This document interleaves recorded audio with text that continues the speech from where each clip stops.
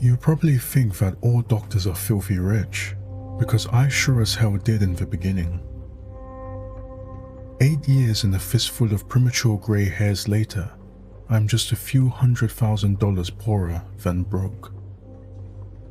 That would matter if I had a family to provide for, but the long hours in med school have led to an end of my last relationship and a countdown on the shelf life of my ovaries. I was in a take what I can get and be grateful situation. So, when St. Francis Hospital in Charleston, West Virginia offered me a position, I packed my sad life into 3 bags and sought opportunity in the hills of Appalachia. 19 of us started in July, and 13 have since dropped out. I like to think of myself as the rat that wouldn't drown. Some people broke inside after watching children die because they weren't good enough doctors quite yet. Everyone has to be a rookie at some point. It's doubly hard when you have to inform the dead child's parents, who then beg you to tell them different news, or scream that they want to die and just please kill them with whatever drug takes the pain away. But most of my incoming class couldn't handle the chief of medicine. Dr. Vivian Scritt is, without a doubt, the biggest bitch I've ever met. Now I know why. 19 of you start today, and we've got a pool going with bets on how long each of you will last. She told us on day 1. Don't feel any pressure, folks. I've talked with each of you in private, and my expectations are very low. She peered condescendingly over her thin spectacles, snorted, then turned around to walk away. You should know when to follow me and when to stay away, because I'm not going to waste time explaining what you should figure out on your own. We gawked at one another, all feeling weak and small, then scampered after her. I was last in line and felt out of place taking even that much. You should have a list of expectations for St. Francis, Dr. Scritt explained as she walked on, not bothering to look at us as she talked. I printed 18 sets of rules so that you would have to challenge one another for them, knowing that one of you would be left behind. An icy cold settled in the pit of my stomach as I saw everyone look down at a list of rules that only I did not have. If you cannot follow these rules, there will be no place for you in this hospital. It most likely means that you are unsuited to be a doctor and should consider a profession that demands a weaker mental aptitude. At that, she turned around to face us all. And if you think that I'm the type to give second chances after a mistake, you're woefully unprepared for the world of medicine. She stopped and looked at us in turn, apparently expecting a response that no one dared to offer. Well, she shot out in exasperation. Why are you standing here? People are dying. Get to work. No one wanted to show me their list of rules, so I had to wait until one of my classmates died. It took nearly a week. I was working at 3 a.m. because I had only been on the clock for 10 hours. I was rushing into another room so that the patient wouldn't know I was Googling his symptoms. Doctors do this far more often than you realize. When I saw Myron by himself in an OR, I stopped immediately. Myron? I squeaked. What the hell is that? His arms were working furiously, but his back was turned towards me, so I couldn't see what he was doing. Something felt wrong. Myron was the pick of our litter. He'd been top 10 in his class at Johns Hopkins, and he would remind us of that fact in exchange for answering the questions that were too terrified to ask Dr. Scritt. Slowly, I approached Myron, not wanting to startle him. We're really busy right now. Is there something you need help with? He showed no outward signs that he had heard me. Instead, he kept pumping away furiously at the task at hand. When I was 5 steps from him, I could see drops of blood flying over his shoulder, which made no sense, since he had been alone in the room. Myron? I whispered, barely loudly enough to hear my own words. I slowly crept around his left side, finally bringing the scene into full view. Myron's abdomen was split from sternum to pelvis. His esophagus spilled out, and his stomach sat on the table. A nest of quivering small intestine led to the bottom of his stomach, back into his shredded torso. Myron showed no outward signs of pain. He was too busy working. He clutched his own stomach tightly with his left hand, the fold squirting through his fingers like unbaked bread. His right hand was working furiously with a scalpel, sawing his organ into ribbons. Rivers of sweat poured down his forehead with the intensity of the effort. I tried to scream, but it only came out as a moan. That was enough to get Myron to notice me. Slowly, he raised his head. Slowly, he smiled. It was not a happy smile. With eye contact locked onto me, he licked his lips, angrily stabbed at a piece of his stomach, and lifted it into his mouth. He bit. He chewed. Then, he lunged. But most people don't know how to move with their innards splayed out for all the world to see, and this was his downfall.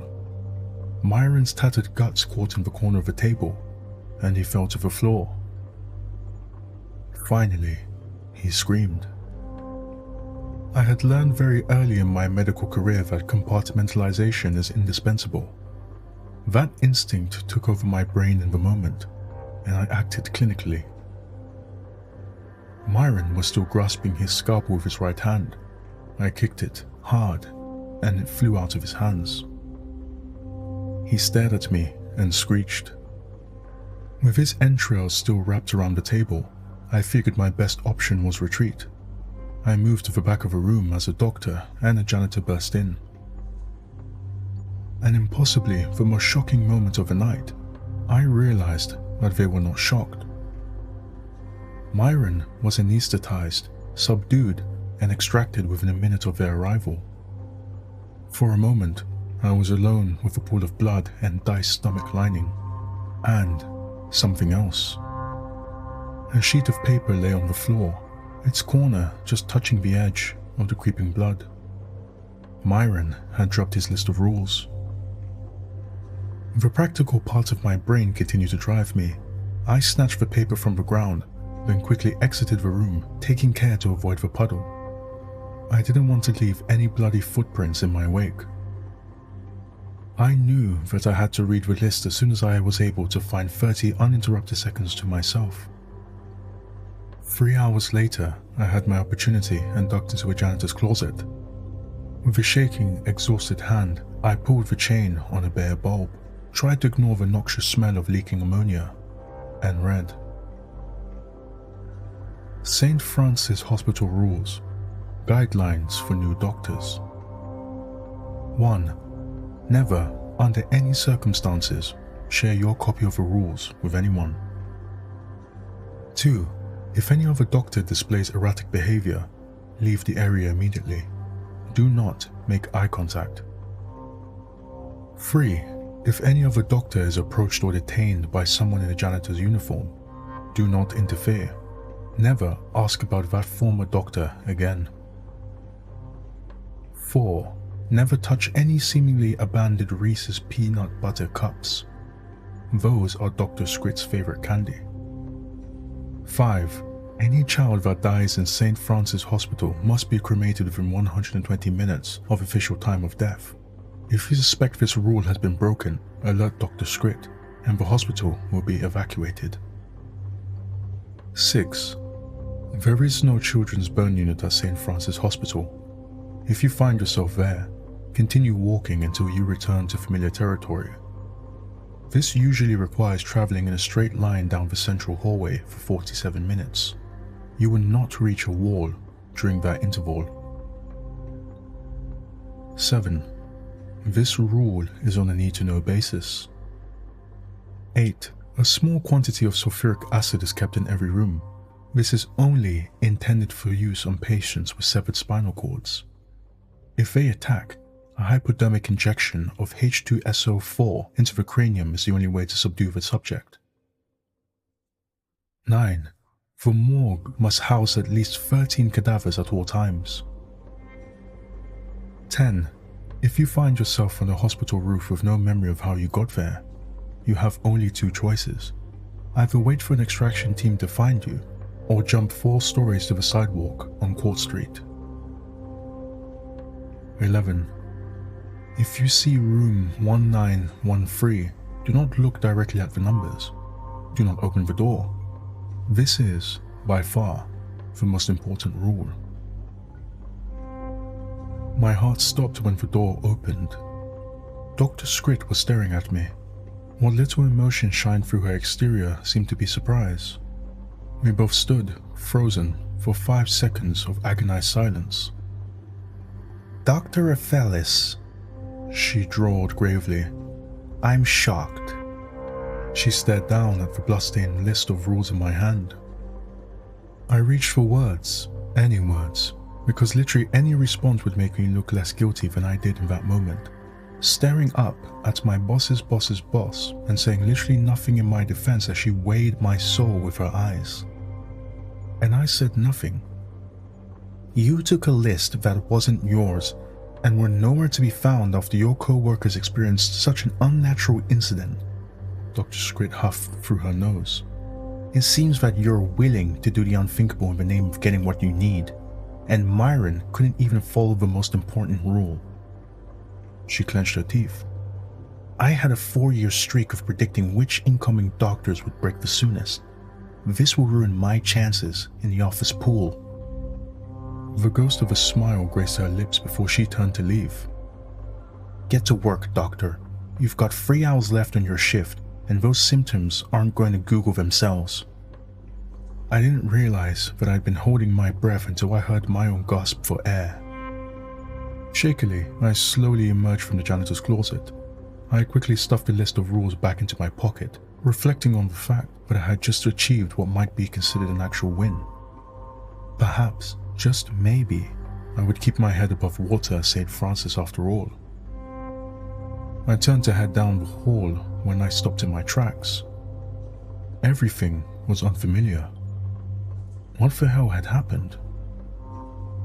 I glanced all around. The design of the hallway was familiar, but everything was off. I could hear people talking in the rooms, but the immediate vicinity was devoid of all people but myself. Nothing made sense. Then, I looked up. And I'll be honest, I peeked just a little when I read the sign. St. Francis Hospital, Children's Burn Unit.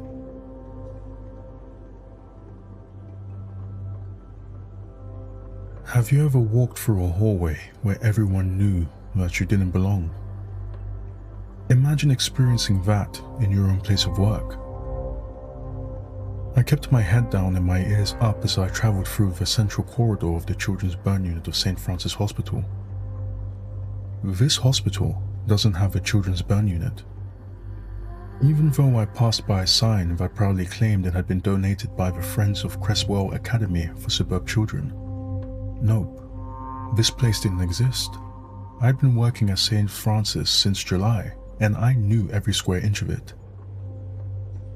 Maybe there was a wing that I had missed, right? But after advancing in a straight line for several minutes, I knew that was nonsense. I didn't go around any corners or encounter any walls. I certainly would have noticed a half-mile hallway if it were real. The people were off as well. There was a heavy-set nurse with frizzy hair who'd stared with distrust as I passed. I encountered her 3 different times along the same corridor, despite the fact that she could not possibly have moved ahead of me. Another nurse, frail and nervous-looking, tried to hand me a bag of blood. When I refused, she threw it angrily on the ground, where it splattered. I kept walking without looking back. My list of rules had been very clear about the fact that I was to continue in a straight line for 47 minutes if I found myself in this impossible place. I glanced down at my watch. It was 3:09 AM, 6 minutes since I'd arrived in this impossible corner of hell. The employees became more insistent as I walked on.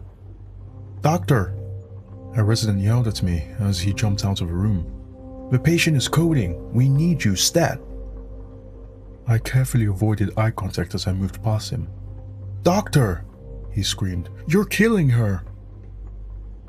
I wiped away a tear as I continued forward, ignoring the unholy scream that came from the room. I'd heard enough patients to know what a death wail sounded like, but I had no choice.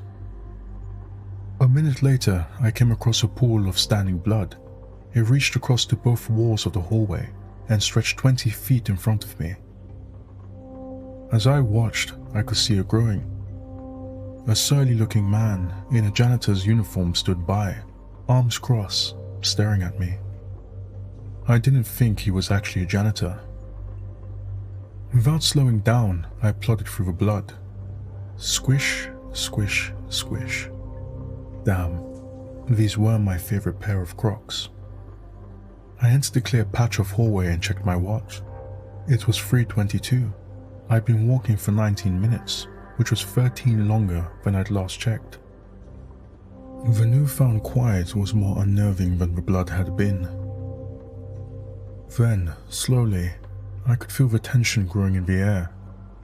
Imagine a strange man standing 2 inches behind you, who you can smell but not see, as his breath warms the back of your neck.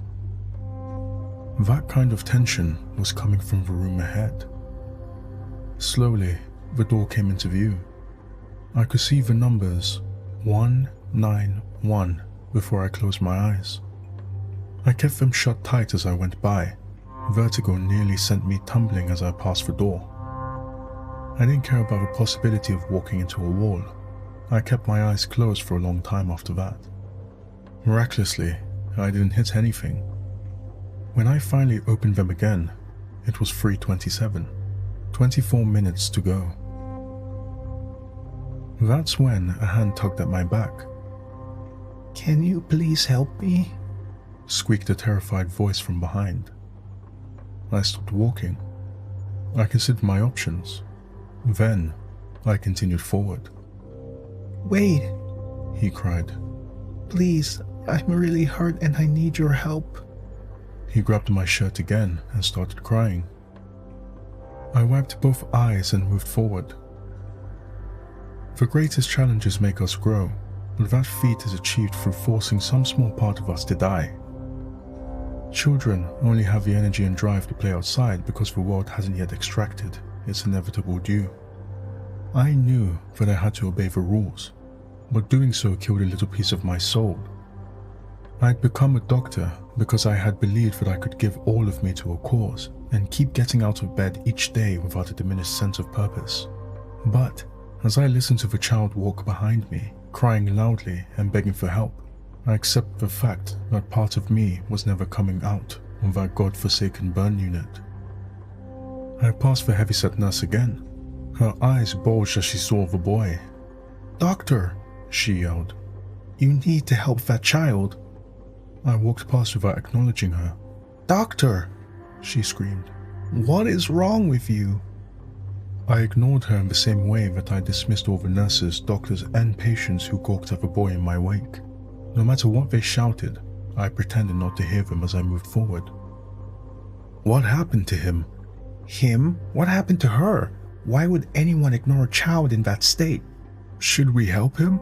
"No, the boy is her responsibility." The tears wouldn't stop, no matter how many times I wiped my face.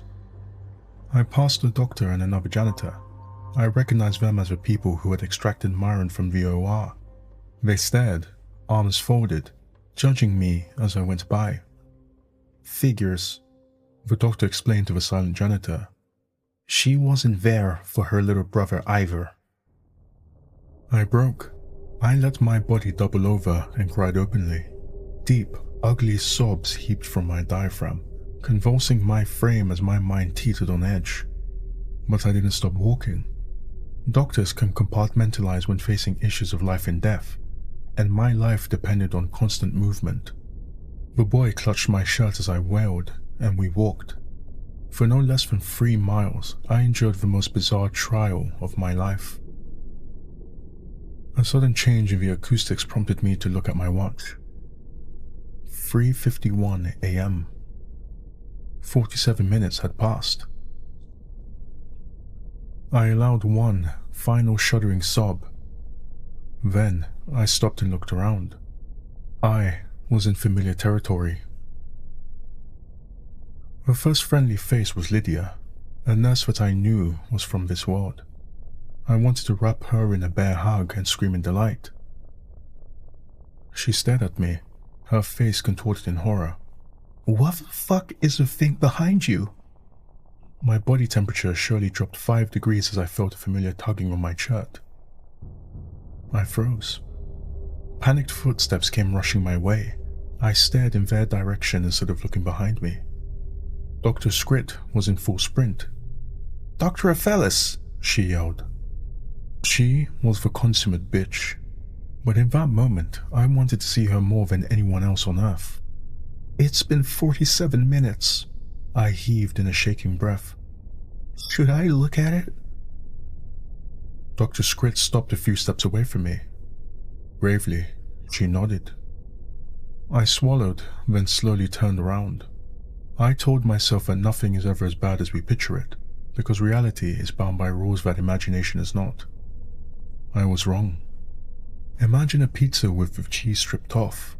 A lumpy mass of marinara is occasionally interrupted by chunks of sizzling meat that sit atop a mound of globby, yeasty dough. Now imagine that the pizza is a person. That person is a child, and one eyeball is hanging from an empty socket. And that child has no hair, because all the skin is gone from his scalp, and that he has a gaping hole where a nose used to be. "Help me," he whispered. "Help." His jaw fell to the floor, scattering teeth in every direction. The boy's tongue dangled from his open throat, flopping aimlessly like a dying fish. Then he squeezed my arm in a vice-like grip, screamed, and fell to the ground. I looked down at the motionless glob of flesh that had once been a child. "Dr. Scrit?" I breathed. "Is he—" "Don't be an idiot, Dr. Fellis. He was dead long before you brought him here." I stared at her in sudden realization. "Like, more than 120 minutes before? Did your inane chatter suddenly achieve the ability to carry a body to the morgue, Dr. Fellis?" she asked as she bent over the corpse. I'll find a gurney." "No one signs up to be a doctor because she's afraid of getting blood on her manicure," she snapped as she lifted the boy's shoulders. "Grab the damn legs and let's hope his body has more structural integrity than Jell-O. This cadaver is not going to walk itself to the crematorium." Dazedly, I bent down and picked up the boy's ankles. My stomach turned as his skin shifted under the grip like a flesh of barbecue chicken. Compartmentalize. Lydia held the door open for us as we carried the boy down the stairs, through the morgue and into a corner where I had never needed to venture. I knew that the incinerator was there, but I had had no reason to use it. "It's too small to fit his body inside," I explained as I gasped for air. Dr. Scrit was clearly in amazing shape. She had nearly sprinted across the morgue, and I had struggled to keep pace while hauling the body. "What can we—" she grunted as she snatched the corpse from me and shoved his feet inside the incinerator. "If you're gonna bore me to death with ridiculous conversation, Dr. Aphelis, then hurry up and make sure I'm dead before 120 minutes is up. Either that, or fucking help me." It's amazing what we're capable of doing when an imposing figure informs us that we have no choice. Side by side, we forced the boy's body into the narrow opening of the incinerator. When he got stuck, we just pushed harder. Both of us groaned with effort as his charred melting flesh sloughed off like skin of a rotting peach. Lumps of meat dropped to the floor as we peeled layers off the boy. But he was going in. We were pushing his shoulders through when his eye opened.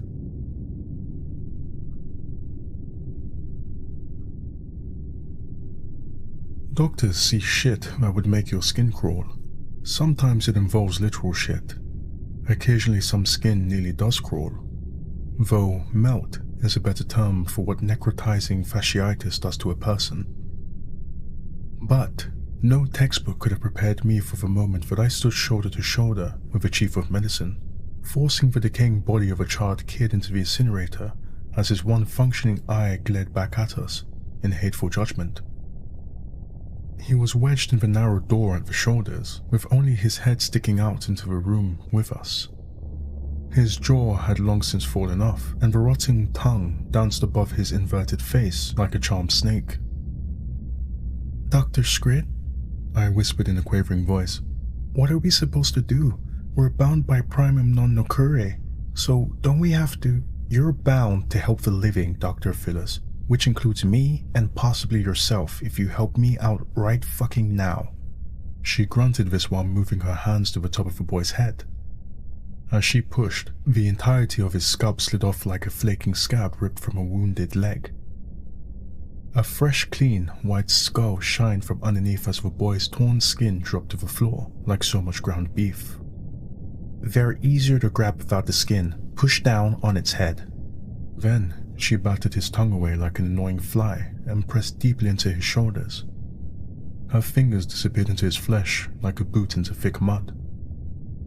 Dazed, I pushed against the boy's exposed bone. I was shocked to realize how cold it was and how it twitched as he fruitlessly tried to bite me with a jaw that didn't exist. I hate to give away the ending of the story, but you're going to be real surprised what this thing can do in about 10 seconds if you continue fondling it with the restrained intensity reserved for jerking off an octogenarian. "Push," she yelled as she leaned in. The body slid into the incinerator with a gentle resistance of a bowel movement. Once inside, the boy screamed. Dr. Scrit shoved me violently aside, slammed the padlock into place, then spun the dial. I looked back at her in shock. She was a bitch, for certain, but she'd never touched me before. Still, I was a first-year intern. The chief of medicine could pretty much force me to eat puss and I'd call it ice cream. "Dr. Scrit?" I asked shakily. "Why did you put a padlock on the The shrieking from beyond the lock was loud enough to shake the floor. "Turn it on," she commanded me. "Where are the—" She pushed me away once more and frantically clutched at a series of buttons that had been behind me. "Dr. Scrit!" I yelled in response to the shove. "Why are you—" Slam, slam, slam. The padlock bounced as the incinerator door was hit from the inside. A chill settled over my body even as the temperature grew noticeably warmer. "This is a custom incinerator," Dr. Scrit explained as she grabbed my arm and pulled me away from the door. "It will heat up very quickly, so stand, slam, slam, slam, slam." The pounding from inside the incinerator grew more forceful. I actually wondered if the padlock would hold. It flailed wildly back and forth with a rhythmic hitting. Crunch. "It's at 200 degrees. Dr. Scrit called as she looked towards the gauge. "We need it to get to 2000. My head swam. "Most medical incinerators can't even get that hot." Crunch. Dr. Scrit turned to face me again. "You're right, most can." She looked back. 500 degrees. I gasped at her. "Is it really heating that quickly?" She betrayed no emotion in her response. "Can't you feel the change in the room?" For the first time, I realized that I was sweating profusely. "How am I this hot? We're standing 10 feet away." "So we'd better back up," she continued. 1100 degrees. Slam. With a light twinkling, a tiny screw fell to the floor and rolled away. "Dr. Scrit," I breathed quietly. "I know you're sorry that it took so long to get the boy here." She paused. "We're all sorry." Crack. "Dr. Scrit, the door to the incinerator." 1500 degrees. A wave of heat squeezed fresh sweat from every pore. "I don't know if it will hold." Crack. 1700 degrees. "The padlock is bending. The metal will melt. That's why we keep hundreds of padlocks in reserve." Slam, crunch, crack. We both stopped breathing. A hand-shaped indentation had slammed the metal, warping it from the inside and leaving a seemingly impossible mark. We waited. 1930 degrees. We waited longer. Nothing happened. Sweat stung my eyes so badly I couldn't see. When I wiped it away, I found that my arm was even saltier, rendering the pain worse. I think, Dr. Scrit uttered in a voice just above inaudible, that I stopped it. I stared through the shimmering heat waves radiating from the incinerator. Lumps of shorn flesh lay on the ground nearby. The smell of roasting carrion wafted through the air and gently tickled my gag reflex. I relieved the breath that I had been unconsciously holding. So we're safe? The door to the morgue slammed open, and another intern sprinted inside. I recognized him as JD, a nervous guy who looked like he was in perpetual shock. "Dr. Scrit," he called across the room. "It's Dr. Brunston, Rule 10. Despite the heat, a chill settled over the room that could have frozen my ass cheeks together. "Prepare an OR now," she shouted back authoritatively. He quickly disappeared. She turned to sprint out of the room. "Dr. Scrit," I called back. She wheeled around and faced me. "What should I do about the incinerator?" She stared back like I had a dick instead of a nose. "You should learn to know when things are dead, Dr. Fellis.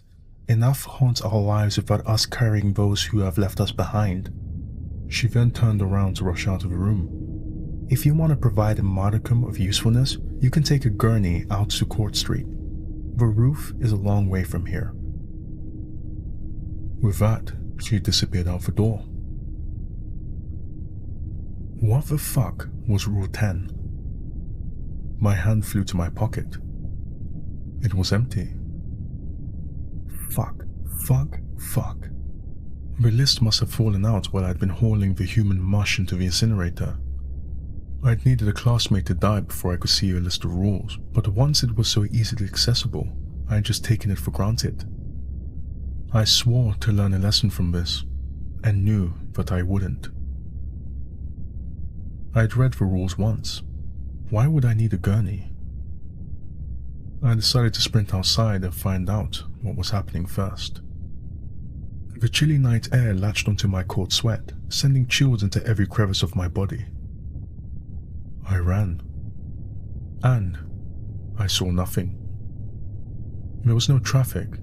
There were no people. I looked left, right, and left again.